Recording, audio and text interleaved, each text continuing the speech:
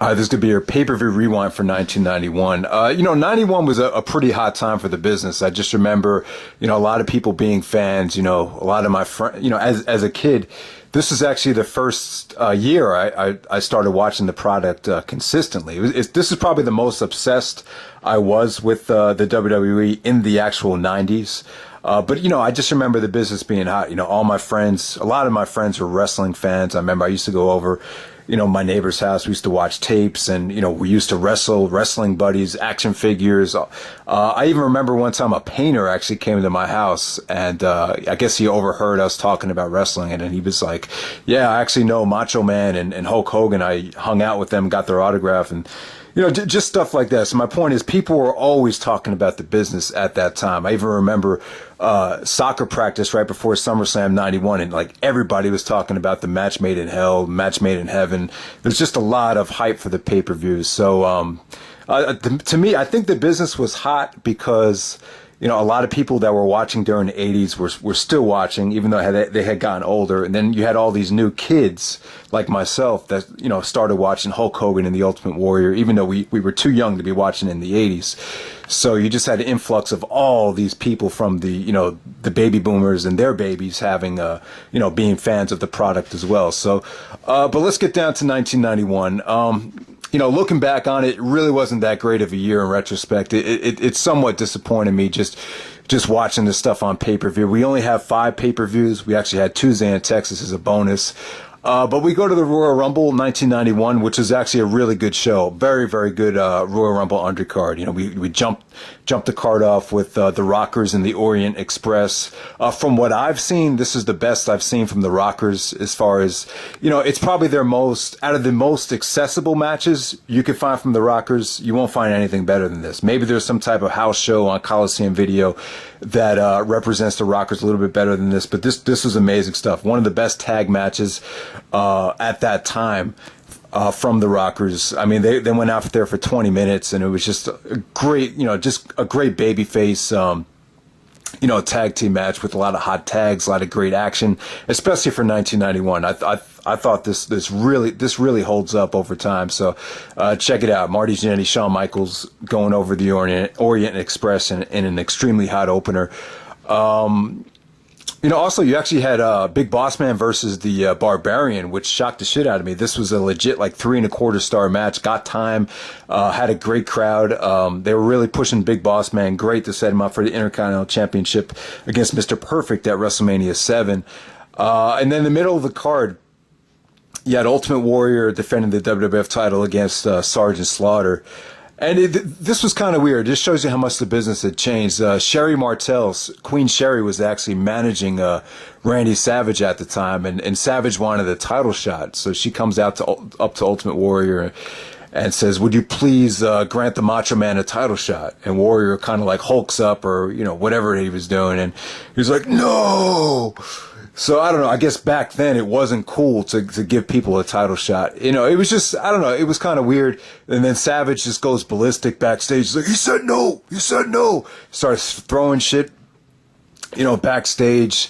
So when Warrior takes on Slaughter for the title, we have probably the best. The only thing I can think of that comes close to this as far as effectiveness for interference would be Kane. For the first Hell in a Cell match. But I gotta say, this is the best execution I've ever seen as far as interference goes. I mean, it was just so well done. Savage basically screws the Warrior out of the title. He comes out of nowhere, just throws him into a whole bunch of lights that were there to set up the lighting. And then before the match ends, he actually nails him with the scepter while the referee is distracted, and Sergeant Slaughter becomes the new World Wrestling Federation champion. It was just so well done, and the aftermath was great as well. I mean, this proves how over a Warrior was. There was actually, and this is 1991. You actually had fans chanting bullshit, in a crowd that was pretty much dominated by little kids. So that just goes to show you how over the Ultimate Warrior was with all different ages of people. So, yeah, and I thought the match was a lot of fun. I thought Warrior's work rate at that time was pretty underrated. His cardio was insane. And, Slaughter, with Slaughter being the champion, it was sort of similar to the JBL. And I'll talk more about Slaughter later. It was kind of like we just needed someone to play the champion because, it fit the storyline so well. Slaughter, basically, he came out of retirement. So to me, he really didn't deserve it in terms of, work rate goes. It's very similar to the JBL where you're just kind of giving someone the title, just for the betterment of the actual product for the storyline. So Sergeant Slaughter, the new WWF champion, and I'll talk more about the actual war when we get to WrestleMania 7. So as far as the Royal Rumble goes, a pretty average Royal Rumble match, a little bit underrated too. I would say it was a solid Royal Rumble. It was definitely good. Bret Hart actually came out as number 1. Eventually, he got eliminated by The Undertaker. Rick the Model Martel, I believe he actually set a record for most time lasted up to that point in a Royal Rumble match. But Earthquake pretty much dominated the Rumble. Hulk Hogan came in at number 24. It pretty much came down to him and Earthquake. That was kind of like the blow-off to their whole feud. So Hogan wins the Rumble for the second time in a row. And there wasn't any stipulation that the winner would face Sergeant Slaughter at the Rumble or face the champion at WrestleMania, excuse me. There was no stipulation intact, but, they really, I could see how it got repetitive having Hogan win 2 Rumbles in a row. Definitely. But, you could just make the argument that in order to sell WrestleMania 7, it was really important for Hogan to win this match. So, it is what it is. So we get to WrestleMania 7. So let me start out by talking about Hogan and Slaughter. In 1991, Iraq and Saddam Hussein actually invaded Kuwait. I can't remember the whole details of the war, but, basically, the United States had gotten involved and we were at war. I can't remember how long it was or anything like that. It was just so long ago. But, the WWF took a lot of heat at the time for making Slaughter. He was basically a traitor. If you saw Slaughter back in the early 80s, he was, pro-American, but he actually, betrayed the United States and became an Iraqi loyalist and brought in a guy named General Adnan. And, to me, Slaughter did a great job as a heel. I remember when I was a kid, I hated him. I really couldn't stand him. He might be one of the most hated heels of all time, especially, in regards to kids. His work rate wasn't really up to par. I mean, if you look at Hogan and Slaughter WrestleMania 7, this might be the weakest WrestleMania in terms of work rate at that time. But it did make for a nice story, though. It did set a record as far as pay-per-view. As far as a pay-per-view audience goes, I believe more people ordered WrestleMania 7 than any other pay-per-view up to that point, as far as, at least as far as professional wrestling goes. So, it did very good business. It was a dramatic main event. I think Hogan did a great blade job. Hogan just, breaking up the Iraqi flag, before he started hulking up was a great moment. And, him winning the belt back in blood was pretty cool. Hogan you could definitely tell he wanted to become champion again. It was cool to see Donald Trump at ringside, kind of like, his reaction to Hogan celebrating in the aftermath was pretty entertaining. But, I don't know, man, this, the actual work rate just doesn't hold up. And, it was a good story. It did good business. I think they made the right move financially at that time. As a fan, it would have been cool to see Savage and Warrior for the title. But I understand why they didn't do it. The retirement match, it made that story a little bit more compelling. Also, I think Hogan and Warrior, again, they probably didn't want Hogan losing twice in a row, and they wanted to keep Ultimate Warrior hot, and probably him losing to Hulk Hogan would have kind of derailed his momentum. So I understand why they went with what they went for. Yeah, man, the best match on the show, though, was actually the Ultimate Warrior and Macho Man Randy Savage, the retirement match. This is probably the best match Warrior had ever had. Him and Savage, they just laid out a masterpiece, man. You just had a lot of drama there. This is a famous match. I remember even Jay Lethal reenacted this match in Ring of Honor not too long ago with somebody else. I can't remember who it was, but yeah, man. Savage actually did 5 elbow drops.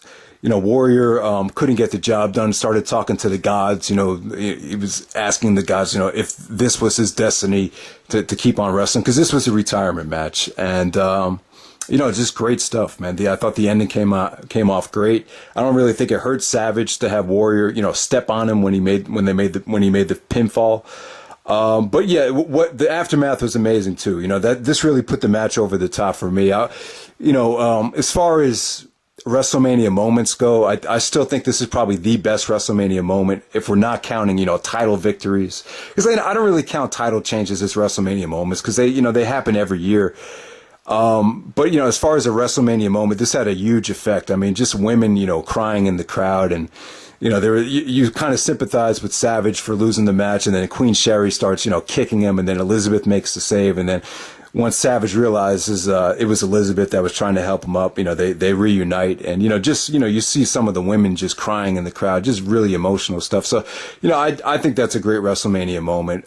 As far as WrestleMania 7 goes, I thought it was a good WrestleMania for that time. Once again, you still have a problem of having too many matches on the show, too much filler. I thought the first half up until Warrior and Savage, it was going along great, but it kind of fell off a cliff. I thought you just had too much filler, too much crap on the second half of the show. The opener, Rockers versus Barbarian and Haku, was a great opener. Shawn Michaels looked hungry there. You could definitely tell he wanted to start breaking away and doing different things. That was a hot opener. Underrated match, British Bulldog and the Warlord had a really nice, fast-paced match, which was short, but it was effective. Hart Foundation actually lost the tag team titles to the Nasty Boys, which was a good match with the crappy finish, but they wanted to set up the Nasty Boys for the Legion of Doom, the Road Warriors down the road. So I thought WrestleMania 7 was a really good WrestleMania for that time. I still think it's probably one of the better WrestleManias of the first 10. If I were to pick the top 3 WrestleManias from 1 to 10, I'd probably go WrestleMania 3, WrestleMania 7, and then WrestleMania 10. I would say those are probably the top 3 from the first decade. Maybe WrestleMania 8. It's pretty much a toss-up between WrestleMania 7 and WrestleMania 8. I just think WrestleMania 8 could have been a lot better in retrospect, but we'll talk about that for the 1992 rewind. So from there, we go to SummerSlam 1991, match made in heaven, match made in hell. I'll tell you what, as far as marketing goes, this was the best presentation the WWF has ever done. As far as in WrestleMania 7 too was great as far as marketing goes. I thought Vince did a great job of hyping up the Hogan Slaughter match, but with SummerSlam 1991, I mean, that match made in heaven, match made in hell promotion was just genius. Did it live up to expectations? No. It's one of those situations where the book looks a lot better on the cover than it actually does. Now, this SummerSlam is severely overrated. I still think it's a good show. It's a great nostalgia show. I have great memories of this pay-per-view when I was a kid. But in terms of the overall card, it's just, I don't know. To me, it was just very, very, very cartoonish, a little cheesy, and what's disappointing is if you don't have the Coliseum video, you don't really get the payoff that you would have if you had the Coliseum video, because they had an exclusive event after that was over that really put this pay-per-view over the top. Some people think this is the best SummerSlam of all time. It doesn't really come close in my opinion. There's no way that it could compete with 2002's star power and match quality. But like I said, guys, it's a nostalgia show. You get a little bit of everything here. In terms of the good stuff, you get Bret Hart, Mr. Perfect. Bret Hart defeats Perfect in the match of the year to win the Intercontinental Championship. You guys remember Mr. Perfect had the bad back. But, this excellent stuff, though, man. Just excellent commentary, excellent execution with the finish with Bret making Perfect tap out. It was cool because Perfect actually submitted, just as the submission was locked on. So it really put the sharpshooter over. And, Bret winning the Intercontinental Championship really opened up a lot of doors. as well. So he really proved himself to be a legit Intercontinental Championship, and he became the World Wrestling Federation champion a year later. So that did wonders for a lot of the smaller guys that were great technical wrestlers. So also with this pay-per-view, you had at the Royal Rumble, you actually had Virgil turn on Ted Dibiase. For like maybe 3 to 4 years, Virgil was kind of used like a slave by Ted Dibiase. He was paid, no doubt, but a lot of people were, could see that Virgil was getting sick of taking Ted Dibiase's orders. So eventually at the Rumble, he smashed him with the $1 million championship belt and turned on Dibiase. At WrestleMania 7, they kind of had an average match, but here at SummerSlam 91, it definitely overachieved. This was definitely a great victory for Virgil as he defeated Ted Dibiase for the $1 million belt. It came off great. His reaction was great, but the thing about Virgil was once you took this storyline away from him with Ted DiBiase, his career just was never the same. It just wasn't as effective as when DiBiase was there. I would actually compare this a little bit to the Batista Triple H situation. Batista was over as hell, but when you took Triple H away from him, his popularity just never quite was where it was when he was, feuding with Triple H. So it's very similar to that. And Virgil just didn't last long. And, I've heard from guys like Chris Hero that he was sort of a dick, kind of an asshole, like wouldn't sign autographs when Hero actually did get to meet Virgil in person. So that's just a little side note. But yeah, that SummerSlam 91 pay-per-view, you just had a little bit of everything. Big Bossman and, I believe it was the Mountie actually had a loser has to spend the whole night in jail match. Match was kind of forgettable, but this to see the Mountie actually go to jail, and he actually had this gay guy actually try to hit on him in jail. It was pretty cutting edge for 1991. So that was pretty memorable. The opener was pretty awesome. He had a 6-man tag featuring Ricky the Dragon Steamboat, British Bulldog, and I believe it was Tito Santana there as well. Power and Glory. That was a great 6-man tag opener. It's just saying Ricky Steamboat, I guess his return was kind of short-lived because he was only on SummerSlam 91, and then he was gone.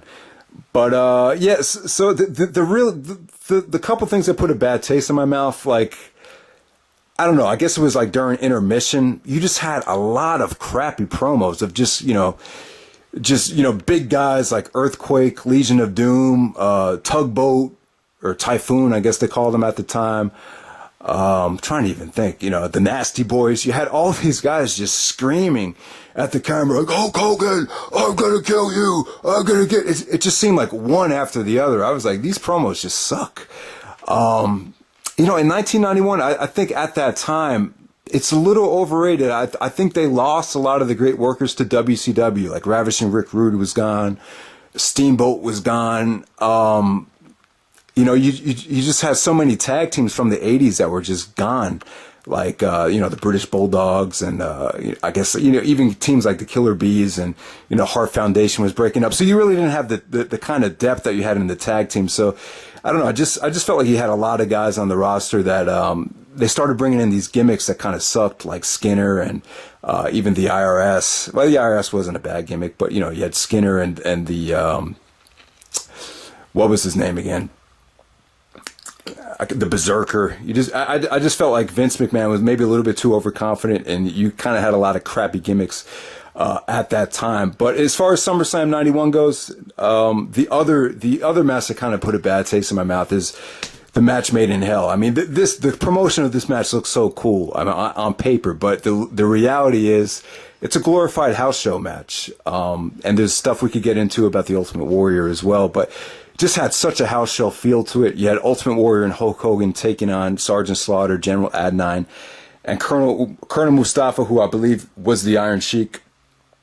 But basically, you have 3 guys that were pretty much retired in the main event of a pay-per-view, and the match was just so-so, man. It kind of reminded me of the Montreal Screwjob, where it was just nothing was just about the match. It was just about going out there and just getting it done. So even though on paper the advertising for this match looked so awesome, the match made in hell, it seemed really cool to call a match made in hell, even in 1991. But the reality is, the Ultimate Warrior, he had a confrontation with Vince McMahon and stuck him up for, I believe it was $500,000 in cash, or $500,000. I don't know if he paid him in cash or gave him a check or whatever, but Warrior said to Vince, hey, if you don't give me this money, I'm not going out there.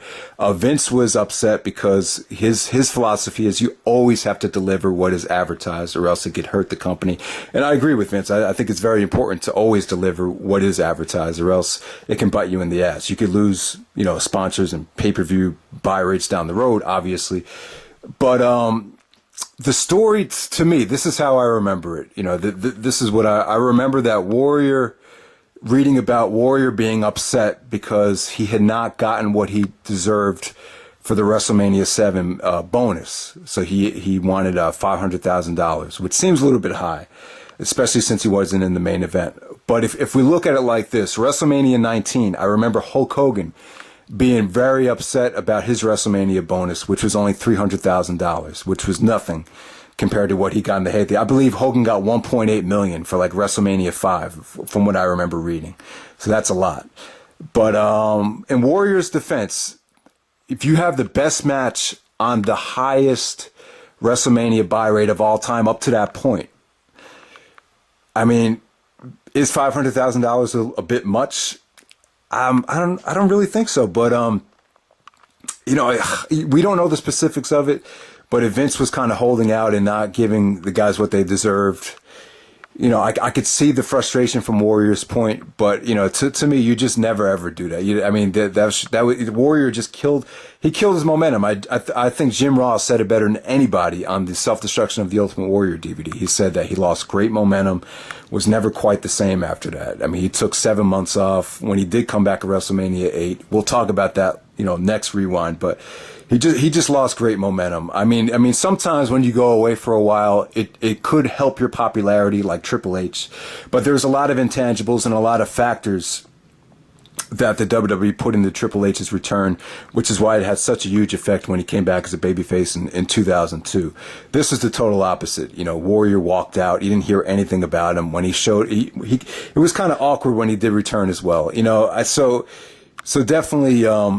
Ultimate Warrior was hot as hell, 1990, 1991, but he never, ever recovered from this. He really committed career suicide. I mean, the guy could have been, he could have had such a great career even after this point, but he basically shot himself in the foot. And that match made in hell thing, it's glorified house show, really nothing to talk about. So move on to Survivor Series of 1991, which is a filler show just to set up Tuesday in Texas. So before Survivor Series 1991, one of the hottest angles the WWF had ever done, and probably the feud of the year, was actually Jake the Snake Roberts and Macho Man Randy Savage. So Savage had been, retired, basically. Ultimate Warrior forced him to retire. So he was trying to get reinstated because at SummerSlam 1991, he married Elizabeth. This was the match made in heaven, so they married each other. And then Coliseum Video exclusive, after the pay-per-view goes off the air, they're opening wedding gifts, and in the wedding gifts pops out a cobra, and Elizabeth starts screaming. The cobra's trying to bite her, and then all of a sudden Undertaker and Jake the Snake Roberts, smash Macho Man with the urn. So that pretty much jumpstarts the Savage and Jake Roberts feud. I don't remember the exact time when Jake the Snake turned heel, but he actually cut the same promo that CM Punk cut in Ring of Honor when he was talking about finding a snake in the road and bringing it back to life. He cut that same exact promo on the Ultimate Warrior right before SummerSlam. So Jake the Snake was officially a heel. And God, man, he was an amazing heel. Now, this is the type of heel that I love, and Steve Austin, and there's so many people that have such respect for Jake Roberts as a heel as well. He just cut some of the best promo. He probably cut some of the best promos in the history of the business in late 1991. And right before Survivor Series, they cut probably the most cutting edge angle of all time. I remember seeing this as a kid. I was really scared. I think I remember even crying during this as a kid. This was badass. This was intelligent booking. This was creative booking. And I got to give Macho Man credit for going along with this, because I wouldn't have done this even if they paid me to do it. I don't think a lot of people would have done this, even if they paid, six figures to do the angle. I mean, this was crazy, and it was risky to do. Even though they devenomized the Cobra, you just never know. So Jake actually took, tied Macho Man up in the ropes, took out a Cobra, and the Cobra actually bit Savage on the arm, started bleeding, and Elizabeth came out, started crying, and Jake the Snake Roberts cut a promo saying that he got off on Elizabeth crying over Savage being in pain. So it was crazy, man. It was definitely the feud of the year. You could have gotten so much longevity out of this feud. I understand why they didn't do it. Jake the Snake contract was running up, and this probably could have happened at WrestleMania 8, but it didn't. And they had a blow-off match at Tuesday in Texas. But at Survivor Series 1991, before we get to Tuesday in Texas, Survivor Series 91 was the first sign of a weakness as far as pay-per-views go. It didn't feel important. It felt like just a pay-per-view to promote Tuesday in Texas. The Survivor Series elimination matches did not deliver. But the one bright spot was Ric Flair. Flair actually came in, proclaimed himself to be the real world's champion. They were clearly setting up Hogan and Flair WrestleMania at this time. But one of Flair's filler feuds before we got to WrestleMania was Roddy Piper. So you had Piper's team versus Flair's team, and you just had a lot of elements here. You had Dibiase and Virgil on opposite teams. You had Bret Hart on, Roddy Piper's team. So Flair and Piper, they had a lot of history together. I believe Flair actually inducted Piper into the WWE Hall of Fame. So, they used to feud together. I believe back in the NWA, had a lot of history. So, you saw a lot of great brawling and great intensity between Flair and Piper in that Survivor Series match. Match didn't live up to his potential, though. I believe it was a double disqualification. Both teams got counted out or eliminated. I can't remember the exact situation, but that was the one bright spot on the show. The rest of the Survivor Series elimination matches really didn't deliver. I mean, they turned Sergeant Slaughter face a little bit too soon. I thought that was a poor transition. I don't really think you could turn someone face that soon after being such an evil and such a traitor. So that Survivor Series elimination match kind of fell flat. Also, Shawn Michaels and Marty Jannetty, you saw signs of dissension in their Survivor Series elimination match. But, the one thing that we can look at Survivor Series 1991 as far as being memorable goes, it was the first time The Undertaker won the World Wrestling Federation Championship. He actually defeated Hulk Hogan. Ric Flair came out, assisted Undertaker in the victory. They brought out the steel chair. Taker actually tombstones Hogan on the steel chair to become the WWF champion to set up the rematch in Tuesday in Texas, where Hogan actually wins the belt back. So when Hogan won the belt back, he actually hit Flair with the steel chair. And then Flair actually knocked out the president, Jack Tunney, of the WWF. So Jack Tunney was knocked out, so he was kind of upset about it. So he actually stripped Hogan of the belt when Hogan won the belt back. So the title was actually vacated. So that's how it goes. And then you had Savage and Tuesday in Texas is pretty much built around the Savage and Jake the Snake Roberts feud. So you had Savage actually went out there and beat Jake Roberts in about 6 minutes. I believe Roberts actually hurt his ribs. That enabled Savage to do the elbow drop to get the victory. So we had a very, very short match, but we had good intensity in the promos before the match. Jake cut, an amazing promo. Great stuff from Savage on the mic as well. The aftermath was really cool. Jake actually DDT'd Savage about 3 times. Elizabeth was crying. They teased bringing the Cobra out again. So you just had a lot of intensity and a lot of just emotional stuff going on there. It just definitely seemed like they were going to continue the Jake Roberts and Savage feud. I don't think they really, got to blow off anything until the Royal Rumble of 1992. So that was pretty much it with that.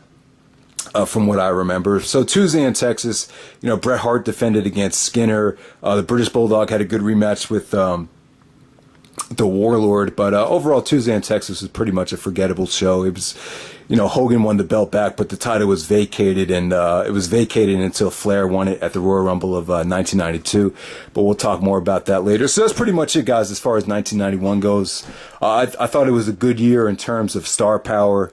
You definitely had a lot of Hall of Famers at the top of their game. as far as the MVP goes, I'm going to give the MVP to Hulk Hogan because this is this is probably his last great year as far as being a babyface in the WWE. He won the Royal Rumble, won the belt back at WrestleMania. People were still coming to see him. He was definitely still the most over guy in the company.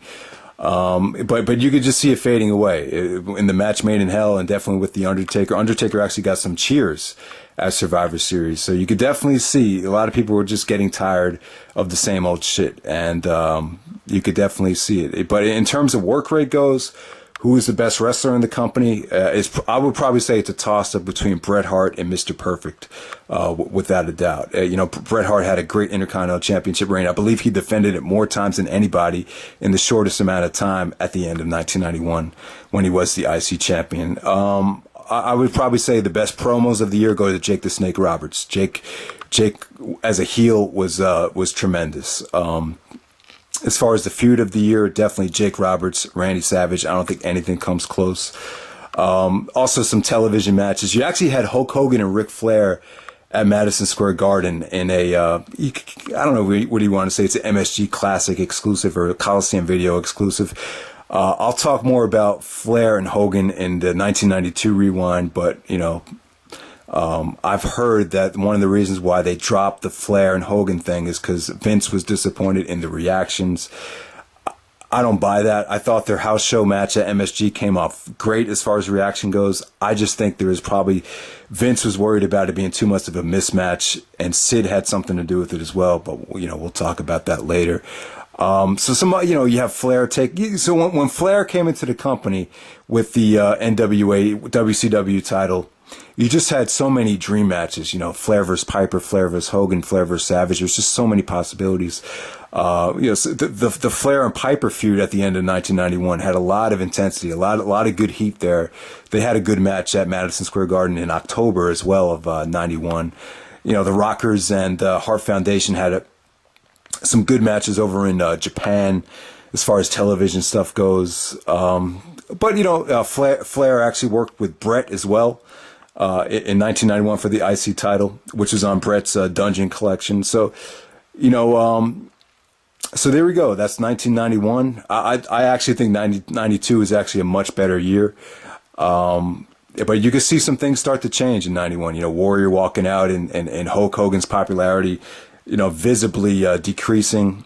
Some signs that some changes are coming. So that's pretty much it, guys. Hope you enjoyed the rewind, and take care.